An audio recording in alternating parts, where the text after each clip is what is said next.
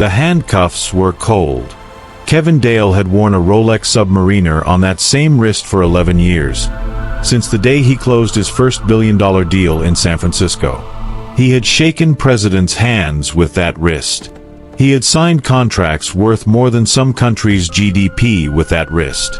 Now, at 6:17 a.m. on a Tuesday in October, a young police officer clicked cold metal around it and told him not to resist. He didn't resist. Kevin Dale had never needed to be loud. He had always been the smartest person in every room he had ever entered, and right now, even as two officers walked him past the manicured hedges of his Bel Air mansion and toward a black and white patrol car, his mind was already working. There's a mistake. There has to be a mistake. He could see his wife, Lilian, standing on the front steps. Her blonde hair was swept back perfectly, like she'd had time to style it. She was clutching her silk robe at the collar. She looked horrified. She looked like a woman watching her world collapse. He would remember the look on her face for a long time. "Mr. Dale," the officer said, opening the car door, "you have the right to remain silent." Kevin sat down slowly, the leather seat cold through his tailored pajamas. Through the car window, he watched Lilian raise her hand and press it to her lips. She looked like she was about to cry. He turned away. Outside, the Los Angeles hills were purple and gold with dawn light. His chest felt tight, not with fear exactly, but with something that felt like the ground dropping out from beneath him. He had built everything. And somehow, in one morning, all of it was gone. 10 years earlier, Kevin Dale had been exactly the kind of man who did not need luck. He had grown up in a middle-class suburb of Austin, Texas, the son of an electrician and a bookkeeper, and by the time he graduated top of his class in computer science from the University of Texas, he had already built and sold his first software startup for $4.2 million. He was 24. He had never felt more alive. College had given him more than a degree, though. It had given him Eva Macauley. She was studying business administration when he first saw her, sitting in the campus library with 3 textbooks open at once, her natural curly hair pulled up in a haphazard bun, pen behind her ear, completely absorbed. He'd introduced himself with a confidence he didn't entirely feel, and she'd looked up at him, studied him for exactly 3 seconds, and then said, "You're going to distract me, aren't you?" It wasn't a question. She was right. They were together for 2 years. Eva was the daughter of a high school history teacher from Houston, warm, grounded, fiercely intelligent. She pushed Kevin to think beyond profit margins, to consider what his technology could do for people who didn't have access to it. She was the first person who made him feel like success wasn't just about numbers. And then Marcus Webb happened. Or rather, Marcus Webb's daughter happened. Webb was the founder of Bridge Industries, a Dallas-based conglomerate with $3 billion in assets. His daughter, Lilian, was blonde, polished, and had grown up believing that the world ran on the currency of image. She had attended the same venture capital summit where Kevin had been a keynote speaker. She had approached him at the cocktail hour, champagne in hand, smiled with the practiced ease of a woman who had never needed to try hard for anything. Kevin had been 28. He had been at the beginning of something enormous. And Lilian Bridge was the kind of woman who looked like she belonged at the top of the world he was building. He went home that night and ended things with Eva. He could still remember the way Eva had gone quiet on the phone. No screaming, no crying, no drama. Just a long pause, and then, in a voice that was perfectly steady, "I hope she's worth it, Kevin." He had not thought about those words in years. Sitting in a holding cell in downtown Los Angeles now, he thought about little else. The NGO had been Lilian's idea, ironically. "You need a public profile that isn't just billionaire tech CEO," she had told him 3 years into their marriage, over breakfast at their Bel Air estate. "Philanthropy is the story that humanizes you." Kevin had rolled his eyes. But he'd done it. And in doing it, he had discovered something he hadn't expected. He actually cared. Dale Access, his non-profit legal fund, provided high-quality attorneys to individuals in the U.S. prison system who couldn't afford adequate representation. Kevin visited facilities personally twice a year. Not for the cameras. He'd stopped bringing cameras after the first trip. He was at the San Bernardino Correctional Facility on a cool February morning when he saw Carlos Gusto. Carlos was in the exercise yard, doing pull-ups on a rusted bar while two men nearby played cards. He was 29, with a lean, angular build, olive skin, and dark, observant eyes that tracked everything around him with an almost predatory precision. He wasn't the biggest man in the yard. He was, somehow, the most commanding. Kevin had asked his program director, a patient woman named Sandra Reeves, about him. Carlos Gusto. Drug trafficking conviction. His attorney was a public defender with a caseload of 200 clients. We've looked at the files. There are serious evidentiary problems. He may not have had a fair trial. Kevin watched Carlos do 2 more pull-ups, drop cleanly to the ground, and look up. Their eyes met across the yard. There was no fear in Carlos's gaze. Just assessment. Get him the best, Kevin said. Whatever it costs. Sandra nodded. Kevin turned and walked back to the facility entrance. He didn't know why that young man had caught his attention above all the others. He told himself it was instinct, the same gut feeling that had led him to invest in 3 companies that later became unicorns. He told himself that for a long time. Carlos Gusto walked out of San Bernardino Correctional 6 months later on a bright June morning, blinking against sunlight he hadn't fully felt in 4 years. The Dale Access attorney had done excellent work. 2 key pieces of evidence had been excluded on chain of custody grounds, and the prosecution's star witness had recanted under cross-examination. The judge had ordered immediate release. 3 days later, Carlos was sitting across from Kevin Dale in the executive boardroom of Dale Tech's Los Angeles headquarters. 42nd floor, floor-to-ceiling windows, the Pacific glittering in the distance. Kevin studied the man across the mahogany table. Carlos was in a new shirt and slacks. Dale Access provided a small reintegration fund, but he wore them like they'd always been his. Hey lovers and billionaires. Where in the world are you watching from today? Drop it in the comments. I read every single one. If you're loving these billionaire love stories, don't forget to like, subscribe, and turn on notifications. Because here, love is powerful, and the lifestyle is billionaire level. Always remember that this channel continues to thrive because of the love you show. Thank you. Now, let's find out what happened in the remaining episodes of the story. Tell me about your education, Kevin said. Dropped out of community college junior year. Carlos didn't flinch from the admission. I was good with computers. Thought I knew a better way to make money. I was wrong. What would you do differently? Carlos looked at him steadily. Everything. But I wouldn't erase it either. I learned things in there that you can't learn anywhere else. Kevin leaned back. What kind of things? How to read people. How to survive without complaining. How to be patient. A pause. How to spot a liar from across a room. Something flickered in Kevin's chest. Respect, maybe. Or recognition. I'm offering you a position as my personal assistant, Kevin said. It's not glamorous, calendar management, travel logistics, meeting prep.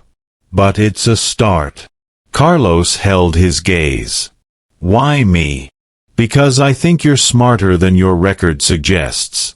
And because I believe in second chances. Kevin stood and extended his hand. Don't make me regret this one. Carlos stood, shook his hand. His grip was firm. I won't, he said. He was lying. Carlos had been Kevin's personal assistant for 6 weeks when Kevin first brought him to the mansion for the weekend. The Bel Air estate was spread across 2.4 acres.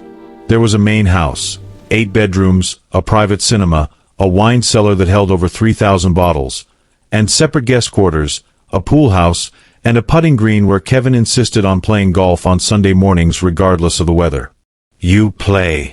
Kevin asked as Carlos pulled the rental car through the front gates. "Never." "You will." Kevin said it the same way he said everything, like it was already settled. Carlos helped coordinate Saturday morning calls with Dale Teca's Mexico City office and accompanied Kevin to a Sunday afternoon meeting with the company's legal team. He was efficient, thorough, and never spoke more than necessary. Kevin appreciated the last part most. Late Sunday afternoon, they were on the putting green when Lilian appeared on the back terrace. She was wearing a white sundress, her honey blonde hair loose around her shoulders. She was 34 and carried herself like a woman who had always been looked at and had learned precisely how to use that.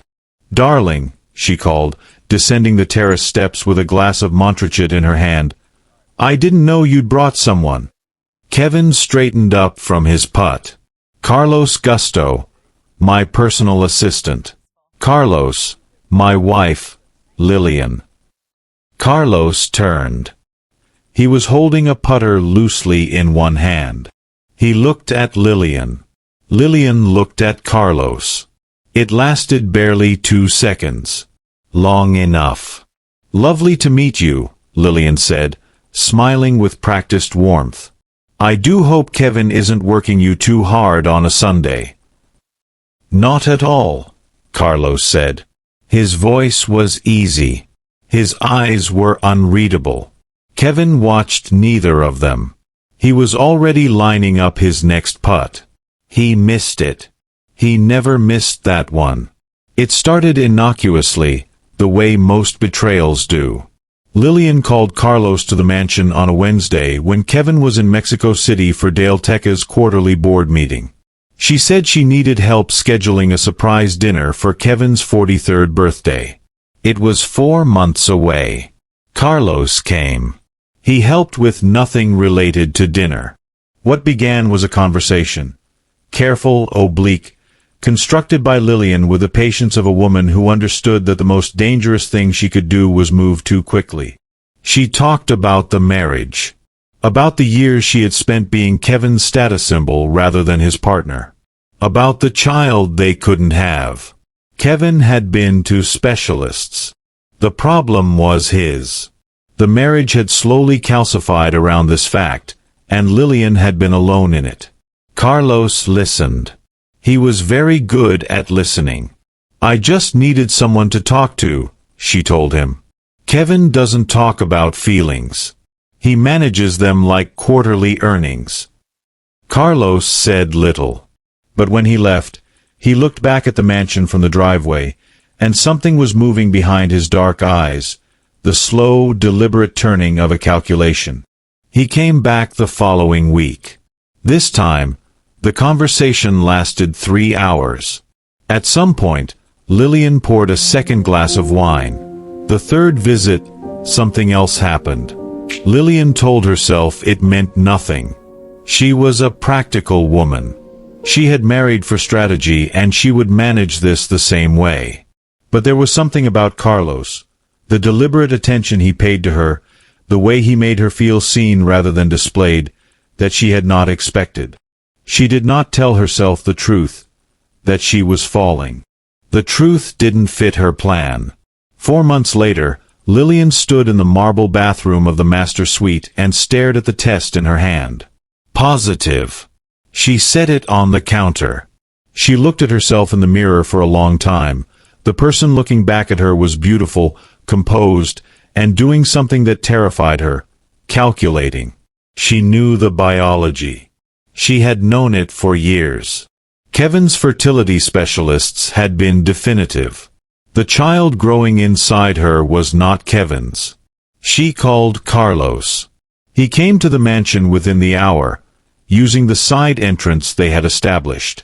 He sat across from her at the kitchen island and listened while she explained, his expression closed and unreadable. "I could leave," Lilian said quietly. Come forward. Tell Kevin the truth. Carlos said nothing for a long moment. Then, what happens to you if you do?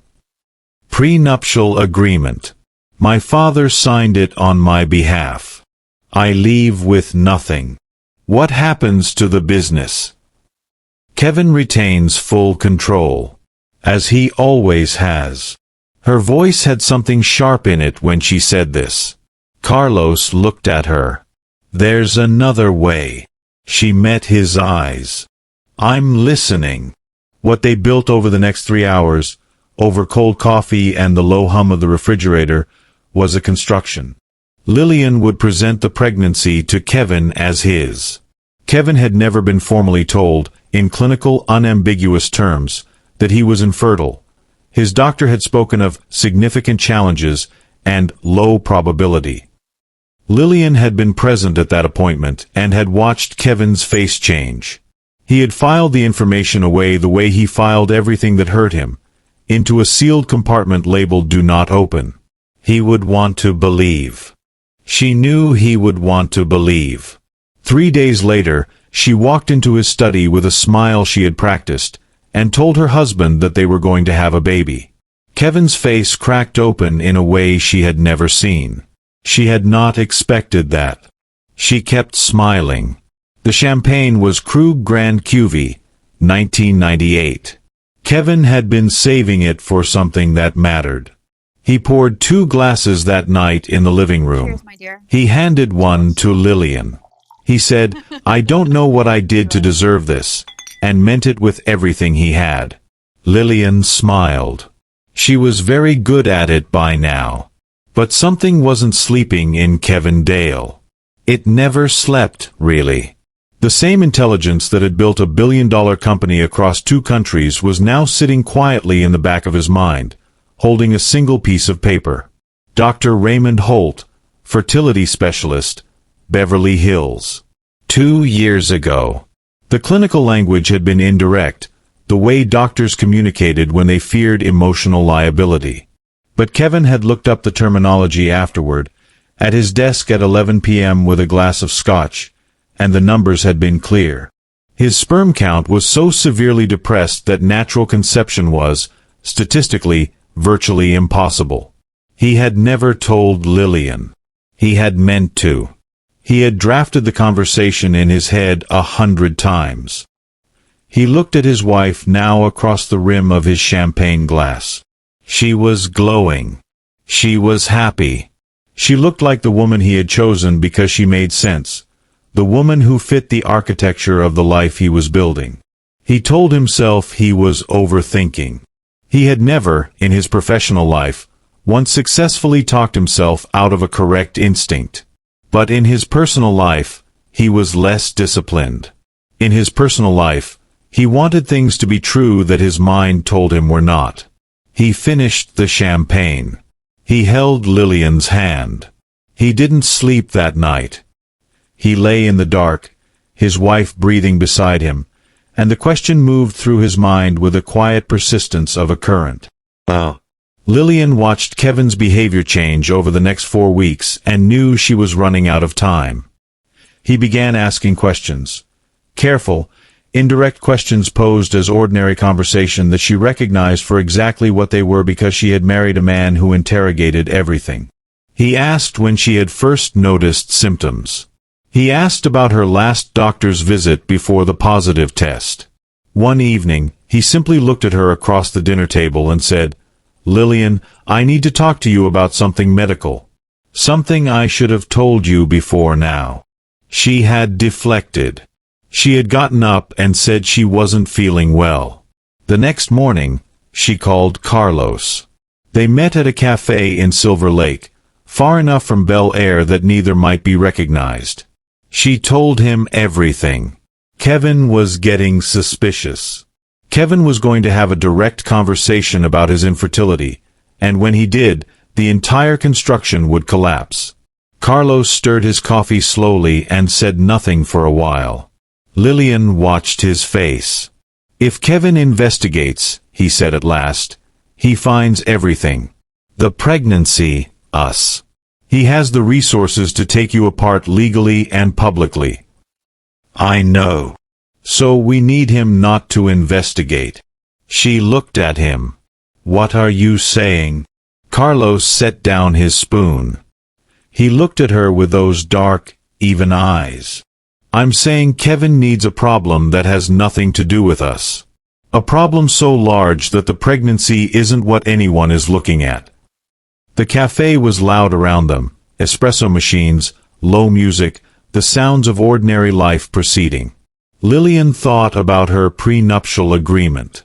She thought about the life she had built and everything it required her to maintain. She thought about Carlos, and the feeling she would not name. What kind of problem? She asked. Carlos told her. The conversation lasted 22 minutes. When Lilian drove home, she did not feel the thing she had expected to feel, which was relief. She felt something more complicated than that, a door closing behind her that she knew she would never be able to open again. She drove through the gates of the estate and parked and sat in the car for a long time. Then she went inside and made Kevin his evening tea. Carlos was careful. This, above all, was what made him dangerous. He spent 1 week doing nothing.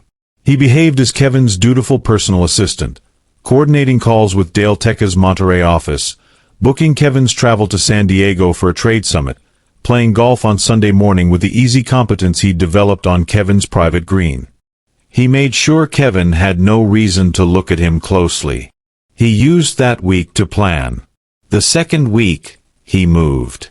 He had contacts, men from his previous life who knew how to acquire things without receipts.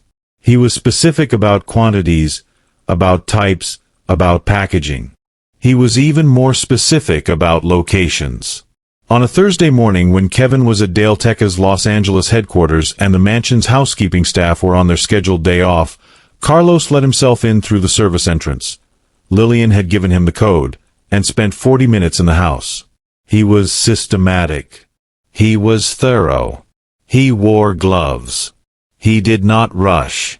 The following Tuesday at 6:14 a.m., 3 vehicles from the Los Angeles Police Department arrived at the Bel Air estate on the basis of an anonymous tip and a judge-signed warrant. They found what Carlos had placed, in the areas Carlos had chosen, consistent with the tip that had been submitted. Kevin Dale was placed under arrest on charges of drug trafficking and possession with intent to distribute. As the patrol car rolled out of the estate gates, Carlos received a text from an unknown number that said only, "Done." He deleted it and walked to the window of his Silver Lake apartment, looking out over the city. He felt, for a moment, the dangerous clarity of a man who has made a choice he cannot unmake and has decided to stop feeling anything about it. He poured himself a coffee. He was already thinking about the company. Kevin's first 2 weeks in custody were the worst of his life. Not because of the cell, or the noise, or the food, or any of the things he had expected to be difficult, but because of the silence where his mind used to be. He had been a man whose value was in motion, in decisions made, deals closed, problems solved. In jail, the world moved without him. His company hemorrhaged. His attorneys filed motions. He sat across a steel table from his legal team and answered questions about substances found in his own home, in rooms he had no memory of entering for months, and he told the truth, and the truth was not enough. Lilian visited 3 times in the first month. She came with his lead attorney, Raymond Ashby, and she held Kevin's hand through the plexiglass barrier and told him they were fighting. Her eyes were warm. Her voice was steady. She was, as always, faultless. Kevin watched her. He watched the careful architecture of her expression. He said little. By the second month, the visits had dropped to once a week. By the third, every 2 weeks. Ashby called less often. Kevin asked for billing updates and learned that retainers were going unpaid. He called Lilian. She answered on the 5th ring. "The company's cash flow is complicated right now," she told him.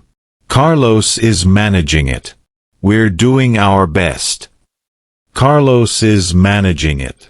Kevin sat in the phone area of the facility for a long time after the call ended. He thought about the man he had pulled from prison, the man he had trusted with his calendar and his house and his wife's number. He thought about the look on Carlos's face when Kevin had first introduced them on the putting green. He thought, I should have seen it. He thought, I missed it. The thought that followed was the one that drove him to the floor of his cell that night. I taught him how to play golf. In my own house. Dale Tech did not collapse immediately. It listed, then tilted, then began to founder. Lilian and Carlos were not subtle about this. Subtlety had ceased to be necessary.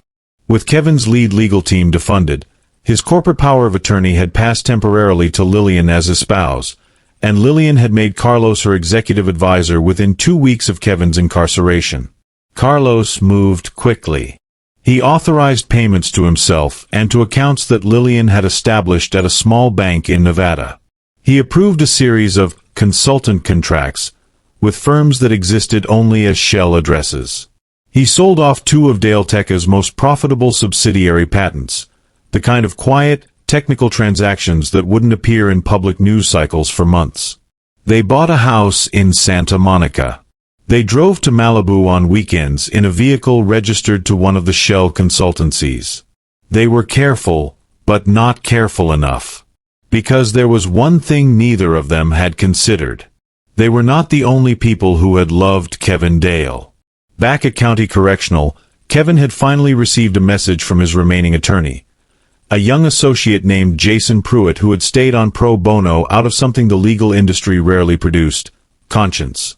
Pruitt had written that he was still working Kevin's case but could not afford independent forensics or a private investigator.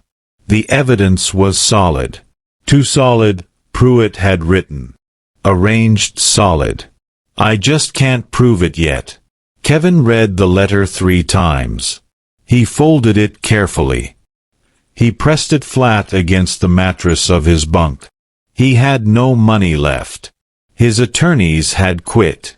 His business was being stripped. He was completely alone. Or so he thought. Eva Macauley had not intended to follow the news. She was busy. She had spent the 7 years since her breakup with Kevin building something of her own, a boutique brand consultancy in Houston that worked primarily with minority-owned businesses. It was small, honest work. She was proud of it. She had not kept tabs on Kevin Dale. She had not followed his marriage, his company, his philanthropy. She had done the harder thing, which was to build a life that didn't require thinking about him. But it was a Monday morning and she was eating toast and reading the Houston Chronicle on her phone when the headline appeared. Tech billionaire Kevin Dale sentenced to 3 years in federal correctional on drug charges. Wife takes reins of multi-million-dollar company. She read it once. She read it again. Then she put the phone down and sat very still at her kitchen table for about 4 minutes. She was not the kind of person who made decisions from impulse. She was 32 years old. She had her mother's steadiness and her own hard-earned clarity. She thought through what she felt, naming each piece of it. Shock, yes. And something that wasn't quite grief but was adjacent to it. And something older, a stubborn, irritating thing that had no clean name. She picked up the phone. She called a legal contact she had in Los Angeles, a woman she'd met at a business conference the prior year, and asked how to go about visiting someone in federal correctional. 3 weeks later, Eva Macauley walked into the Los Angeles County Correctional Facility in a neat blazer, her natural curls framing her face, a borrowed visitor's pass clipped to her lapel. She was the last person Kevin Dale expected to see. She was also the only person who could save him. Kevin stood in the doorway of the visitation room and stopped. He had prepared himself for this room to always contain pain. Today, it contained Eva Macauley. She was standing at the far end. She'd risen when the guard opened the door, in a burgundy blazer and dark slacks, her curls loose around her face. She looked like herself. She looked exactly like herself, which was the most disorienting thing about seeing her. He crossed the room. He sat down. She sat across from him. For a moment, neither of them said anything. Then Kevin said, in a voice that came out rougher than he intended, "How did you know where I was?" "It was on the news, Kevin." Her voice was even. Not cold. Just steady, in the way he had forgotten she was always steady. He looked at his hands. "You didn't have to come." "No," she agreed. "I didn't." He looked up. "Why did you?" Eva was quiet for a moment. Outside, the facility hummed with its constant institutional sounds, distant Pennsylvania announcements, footsteps on concrete. She looked at him directly. "Because I don't think you did this," she said simply. Kevin felt something shift in his chest. It was the first time in 3 months that anyone had said those words to him without a qualifier. Not "I believe you, but the evidence is difficult." Not "I want to help, but there's only so much I can do." Just, "I don't think you did this." He did not cry. He was Kevin Dale, and he did not cry. But it was close. "Tell me everything," she said. "All of it." He did. She came back the following week. And the week after that. Kevin had not allowed himself to think about what these visits cost Eva in terms of her own life, her own schedule. She drove from Houston on her own money. She sat in that sterile room and listened and asked precise, intelligent questions. She was not sentimental about it. She was strategic. "Your remaining attorney, Pruitt, he's working pro bono. He needs money for forensics. For a private investigator. Without that, his case doesn't move." Kevin's voice was flat. "I have no money." Lilian's drained the accessible accounts. Eva studied him. "None." A pause. Kevin looked at the table. Then he said quietly, "There's a safe." He had set it up 8 years ago, after a business rival had attempted a hostile acquisition, and Kevin had realized that the first thing anyone did in a corporate siege was freeze assets.